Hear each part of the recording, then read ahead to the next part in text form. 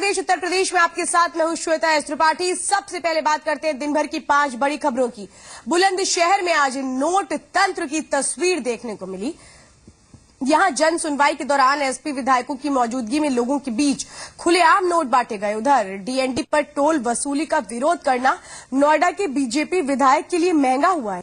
DND पर प्रदर्शन करने के मामले में विधायक समेत 11 लोगों के खिलाफ केस दर्ज किया गया। इस बीच सूबे में किसानों की मौत का सिलसिला बदस्तूर जारी है। संभल में 3 और किसानों की जान चली गई, जिसमें एक किसान ने खुदकुशी की है। उधर सूबे के मुखिया अखिलेश यादव अगले हफ्ते जर्मनी दौरे पर जा रहे हैं।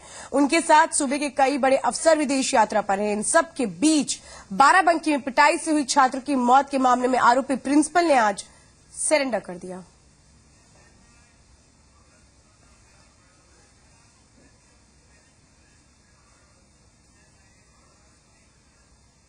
पीलीभीत में स्कूल बस का फ्लोर फटने से एक 10 साल का बच्चा टायर की चपेट में आ गया। बच्चे की मौके पर ही मौत हो गई। लापरवाही उस स्कूल प्रबंधन की है जिसकी स्कूल बस में बच्चा बैठा था। जी संगम ने ऐसे स्कूलों पर सवाल उठाया है। सवाल यह है कि क्या ऐसे स्कूलों को बंद नहीं कर दिया जाना चाहिए जो मासूमों की मौत की वजह बन रहे हैं। इस मामले पर पीलीभीत के एसपी जितेंद्र कुमार शाही और डीएम ओम नारायण सिंह ने कार्रवाई का भरोसा दिया है। एसपी जितेंद्र कुमार शाही ने कहा है कि सभी स्कूल बसों की जांच कराई जाएगी ताकि दोबारा ऐसे हादसे न हो सके। तो वहीं डीएम ओम नारायण सिंह ने इस हादसे के लिए परिवहन विभाग को जिम्मेदार बताया। जी संगम से खास बातचीत के दौरान डीएम ने भरोसा जताया है कि इस मामले में स्कूल प्रबंधन के खिलाफ हत्या का केस दर्ज करने पर भी विचार किया जाएगा। तो वाकई हैरानी होती है कि इस तरीके की जर्जर बसें दौड़ रही हैं सड़कों पर, और वो भी स्कूल के बच्चों को ले जाती हैं स्कूल। और ऐसे में सोचिए, एक बच्चे की मौत हो गई, आखिर इसके लिए कौन है जिम्मेदार? बच्चा बजाज स्कूल से बस में आ रहा था। स्कूल की बस है और इसमें ड्राइवर की बहुत लापरवाही है। आगे ट्रेन टूटी हुई थी टायर के बाद, वहीं उसने बच्चे को बैठा रखा था, जिससे अचानक बच्चा गिर गया है। उसी टायर के नीचे तब उसकी दर्दनाक मौत हो गई है। उनको बताया गया है कि जो भी तहरीर देंगे उस पर मुकदमा कायम करके कार्रवाई की जाएगी। और आइए अब आपको बताते हैं कि आखिर ये पूरा मामला क्या है। दरअसल पीलीभीत के बजाज पब्लिक स्कूल का ये पूरा मामला है, जहां ये स्कूल बस बच्चों को लेकर जा रही थी और रास्ते में ही बस का फ्लोर फट गया और एक बच्चा ध्रुव बस के नीचे आ गया। ये भयानक हादसा इतनी जल्दी हुआ कि किसी को कुछ सोचने समझने का वक्त नहीं मिला।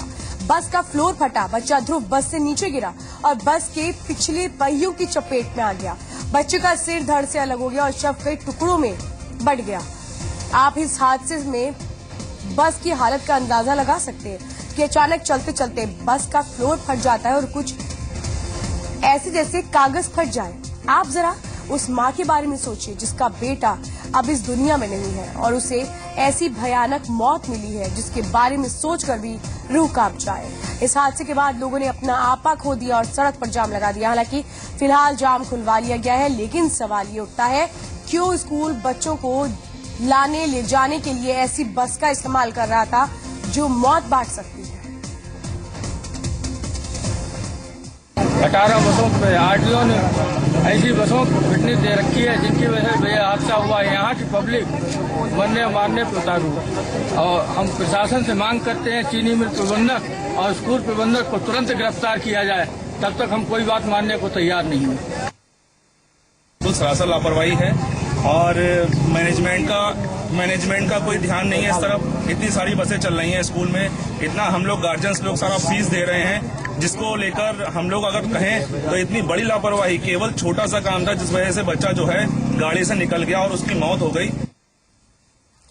तो ऐसे स्कूल को बंद करो। जी संगम की मुहिम स्कूलों की लापरवाही के कब तक शिकार होते रहेंगे मासूम? स्कूल बसों की नियमित जांच क्यों नहीं कराई जाती? ये वाकई बहुत अहम सवाल है जो अब मुंह बाए खड़े हैं और इनका जवाब कौन देगा? निजी स्कूल इस मामले पर गाइडलाइन का पालन क्यों नहीं करते? ऐसे मामलों में स्कूल मालिक के खिलाफ हत्या का केस क्यों नहीं दर्ज किया जाए? क्या ऐसे मामलों में जिला प्रशासन की जिम्मेदारी नहीं बनती?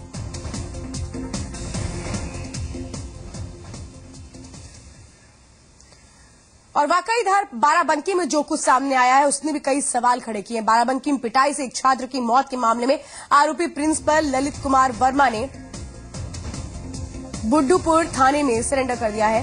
आरोपी पर कल ही गैर इरादतन हत्या का मुकदमा दर्ज हो चुका है। मामला रहला मऊ के द्वारिका प्रसाद मेमोरियल एकेडमी का है। बच्चों के पास से चोरी की पेंसिल और रबड़ मिलने के बाद प्रिंसिपल पर बेरहमी से पिटाई करने का आरोप है। प्रिंसिपल की पिटाई से एक छात्र की मौत हो गई, जबकि दूसरा छात्र जख्मी हो गया।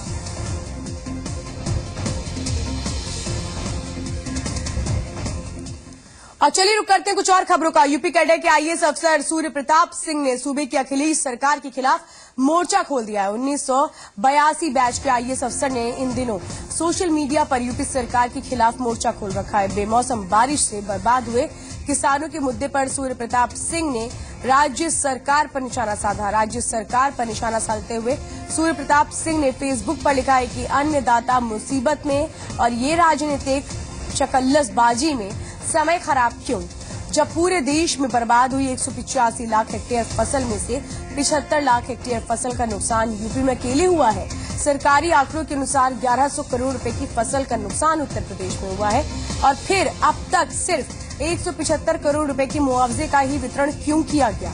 किसान का इस वर्ष का 7500 करोड़ रुपए का गन्ना मूल्य बकाया है।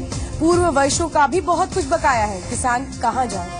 अन्नदाता मुसीबत में आत्महत्या कर रहा है और वो कह रहे हैं कोई नहीं मर रहा। क्यों परेशान हो ये, तो सब चलता ही है। 100 से ज्यादा मर चुके हैं, अब तो जागना चाहिए। और इससे पहले लखनऊ में आयोजित इंडियन ग्रामीण क्रिकेट लीग में मुख्यमंत्री अखिलेश यादव के क्रिकेट खेलने पर भी आईएएस अफसर सूर्य प्रताप सिंह ने तंज कसा है। सिंह ने फेसबुक पर लिखा था अन्नदाता मुसीबत में है और लखनऊ में ग्रामीण क्रिकेट लीग का ग्लैमर। इसके साथ ही उन्होंने 7 किसानों की जान दी हेडिंग वाली एक अखबार की कटिंग भी पोस्ट की है। यही नहीं, उसी फोटो के नीचे मुख्यमंत्री अखिलेश यादव की क्रिकेट खेलते हुए फोटो पोस्ट भी की है। साथ ही क्रिकेट लीग में डांस करने वाले चीयर लीडर्स की भी फोटो पोस्ट की है। इससे पहले सूर्य प्रताप सिंह सोशल मीडिया पर नकल रोको अभियान चला चुके हैं। उन्होंने प्रदेश में 10,000 करोड़ का नकल कारोबार होने का आरोप लगाया था। कुछ दिन पहले वो राज्य सरकार के खिलाफ शिक्षकों के धरने प्रदर्शन में भी हिस्सा ले चुके हैं। सूर्य प्रताप सिंह इस वक्त प्रमुख सचिव सार्वजनिक उद्यम के पद पर तैनात हैं।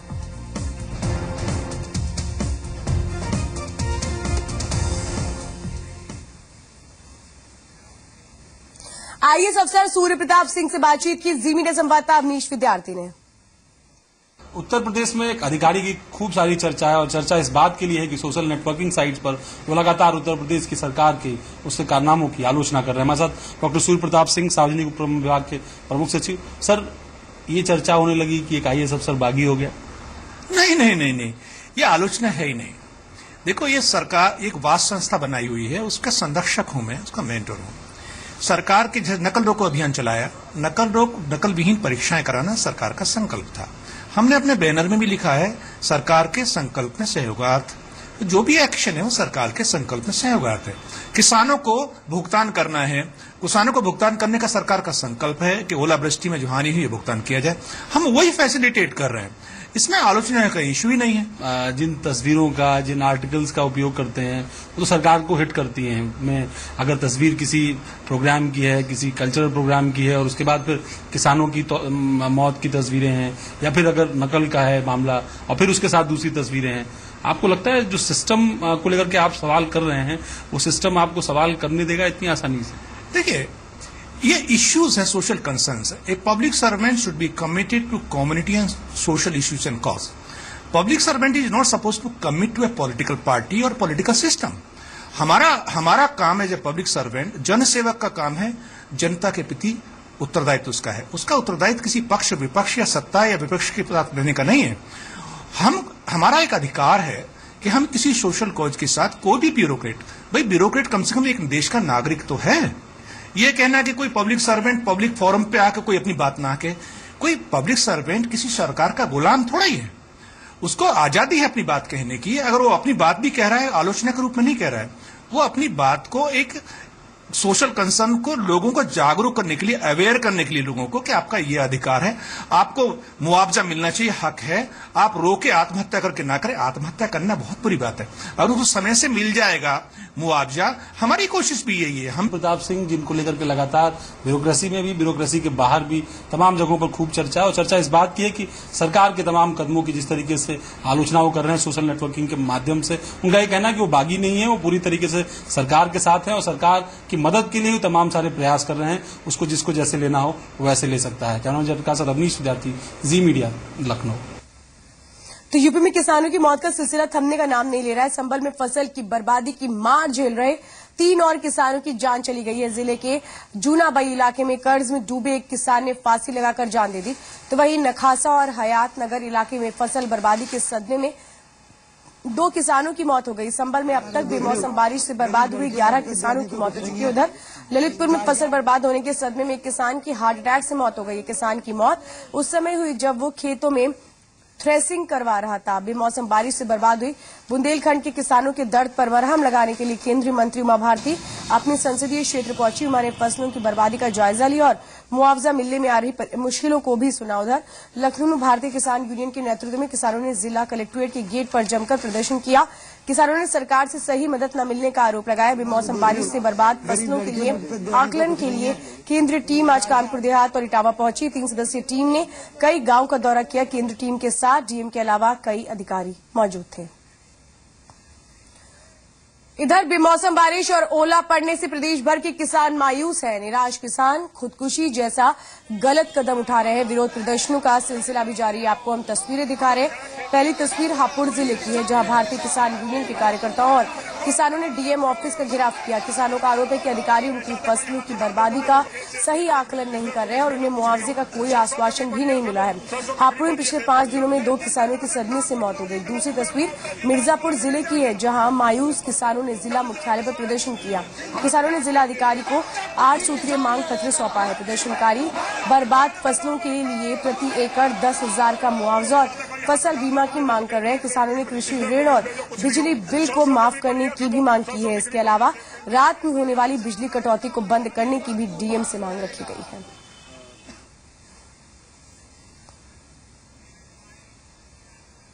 तो बेमौसम बारिश से बर्बाद हुए किसानों की मदद को लेकर केंद्र सरकार और यूपी सरकार के बीच सियासी बयानबाजी गर्माती जा रही है। केंद्रीय राज्य मंत्री संजीव बालियान ने आरोप लगाया कि यूपी सरकार किसानों को मदद पहुंचाने की बजाय महज आंकड़ेबाजी में लगी है। उधर एसपी नेता नरेश अग्रवाल ने पलटवार करते हुए कहा है कि केंद्र सरकार को बयानबाजी छोड़कर किसानों की मदद करनी चाहिए। और इस बीच ललितपुर पहुंची केंद्रीय मंत्री उमा भारती ने सूबे के अधिकारियों पर किसानों की अनदेखी का आरोप लगाया।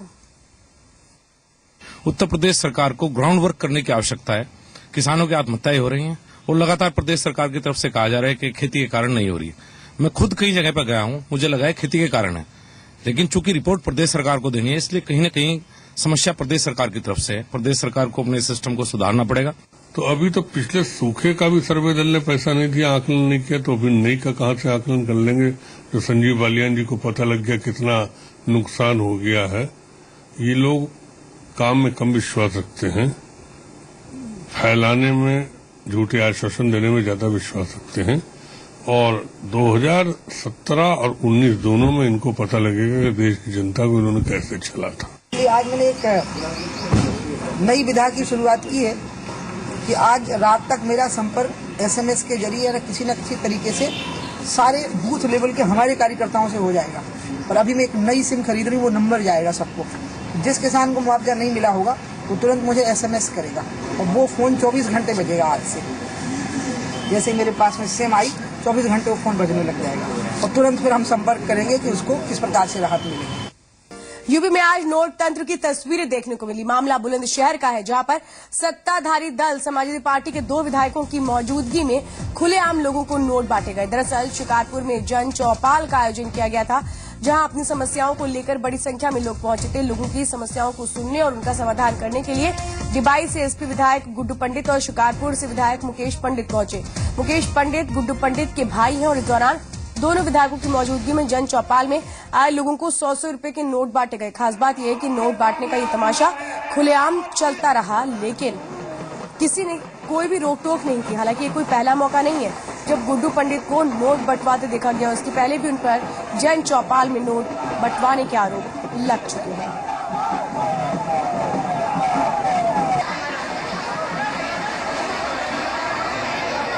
तो आपको बताएं कि कुछ दिन पहले भी ऐसा ही देखने को मिला था, जहां पर एक जनसभा में गए थे गुड्डू पंडित और उनके भाई। जब वहां पर भीड़ काबू में नहीं हुई तो नोट बांटे जाने लगे। और आखिर ये किस तरीके से जनसेवा हो रही है, कई सवाल खड़े होते हैं। बहरहाल खुद को अन्य राजनीतिक पार्टियों से अलग होने का दम भरने वाली आम आदमी पार्टी की हकीकत मऊ में खुलकर सामने आई। दिल्ली की केजरीवाल सरकार में परिवहन मंत्री गोपाल राय मंत्री बनने के बाद जब पहली बार अपने गृह नगर पहुंचे तो उनका वीवीआईपी अंदाज देखने को मिला। गोपाल राय अपने पैतृक गांव गोबरडीही पहुंचे थे और इस दौरान वो खुद लाल बत्ती लगी कार में सवार थे। साथ ही उनके काफिले में 1 दर्जन से ज्यादा गाड़ियां शामिल थी। गोपाल राय का अंदाज किसी भी अन्य राजनीतिक पार्टी से इतर नजर नहीं आया। वही रौब और वही रुआब। गोपाल राय का पार्टी कार्यकर्ताओं ने जोरदार स्वागत किया। इस दौरान मीडिया से बात करते हुए गोपाल राय ने अपनी पार्टी के बागी नेताओं पर बेबाकी से बात रखी। DGP A K. जैन के सेवा विस्तार मामले में इलाहाबाद हाईकोर्ट की लखनऊ बेंच ने राज्य सरकार से जवाब मांगा। हाईकोर्ट ने राज्य सरकार को हलफनामे के साथ अपना पक्ष रखने के लिए कहा है। इस मामले की अगली सुनवाई 16 अप्रैल को होगी।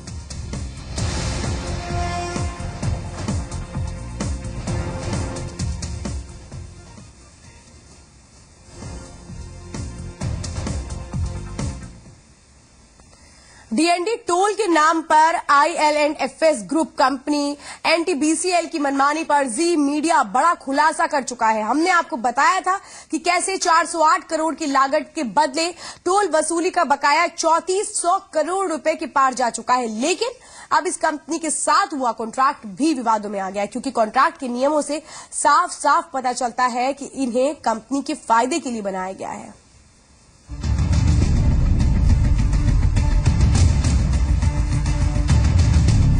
दिल्ली एनसीआर के लोगों के साथ सहूलियत के नाम पर क्या एक बड़ा धोखा किया गया है? आखिर क्यों डीएनडी टोल को लेकर IL&FS ग्रुप की कंपनी NTBCL के साथ ऐसा करार किया गया, जिसका खामियाजा आम लोगों को भुगतना पड़े? जी मीडिया इस कंपनी की मनमानी पर पहले ही बड़ा खुलासा कर चुका है और अब हम आपको बताएंगे कि कैसे इस कंपनी के साथ हुआ कॉन्ट्रैक्ट विवादों में फंस गया है। यूपी सरकार और NTBCL के बीच 1997 में हुए करार के तहत 10 साल या फिर पीक ट्रैफिक हासिल होने तक ओखला बैराज से निजामुद्दीन तक के दायरे में किसी नई सड़क का निर्माण नहीं हो सकता है। यानी इस दायरे में दिल्ली और नोएडा को जोड़ने वाली कोई सड़क नहीं बन सकती। जबकि दिल्ली एनसीआर के लोग रोजाना पीक आवर में आश्रम के पास भारी जैम में फंसते हैं। अब जरा इस पीक ट्रैफिक की परिभाषा भी सुन लीजिए, जिससे आपको साफ अंदाजा हो जाएगा कि कैसे इस कंपनी को फायदा पहुंचाया गया है। करार के तहत हर घंटे डीएनडी से 16,000 पैसेंजर कारें गुजरनी चाहिए और वो भी 2 या 4 दिन नहीं, बल्कि ये सिलसिला लगातार 180 दिनों तक चलता रहे। जरा सोचिए, क्या ऐसा होना संभव है? और 10 साल वाला नियम तो पहले खत्म हो चुका है, क्योंकि डीएनडी शुरू हुए 13 साल से ज्यादा का वक्त बीत चुका है। भारत जैसे देश में हर महीने 2 महीने के बीच कोई न कोई बड़ा त्योहार जरूर आता है। कभी होली, कभी 26 जनवरी, कभी 15 अगस्त, कभी ईद तो कभी क्रिसमस और कभी दिवाली। क्या इन त्योहार के दिनों में पीक ट्रैफिक संभव है? और ऊपर से लगातार 180 दिनों का पीक ट्रैफिक का नियम। साफ है कि ये नियम कभी पूरा हो ही नहीं सकता है और IL&FS ग्रुप की कंपनी NTBCL हमेशा इस करार से फायदा उठाती रहेगी। लेकिन मुद्दा ये है कि आखिर कॉन्ट्रैक्ट में कमी का खामियाजा आम लोगों पर क्यों थोपा जा रहा है? ऐसे में जी मीडिया दिल्ली एनसीआर के लोगों के साथ हुए इस धोखे के खिलाफ तब तक सवाल उठाता रहेगा जब तक इसे आम लोगों के लिए फ्री नहीं कर दिया जाता। ब्यूरो रिपोर्ट, जी मीडिया। और इधर नोएडा से बीजेपी विधायक विमला बाथम ने कहा है कि डीएनडी पर टोल वसूली के खिलाफ प्रदर्शन जारी रहेगा। हमारे खिलाफ साजिश करके हमें जेल भिजवा के हमारे कार्यकर्ताओं को हमारा मुंह बंद कर देंगे, पूरे शहर को खामोश कर देंगे। ये सबसे बड़ी उनकी भूल होगी, क्योंकि जब एक बार जनता जाग जाती है तो जनता फिर अपना काम करती है। जनता चाहती है कि आप यहाँ से जाएं, टोल फ्री हो जाए डीएनडी और जनता चैन की सांस ले सके।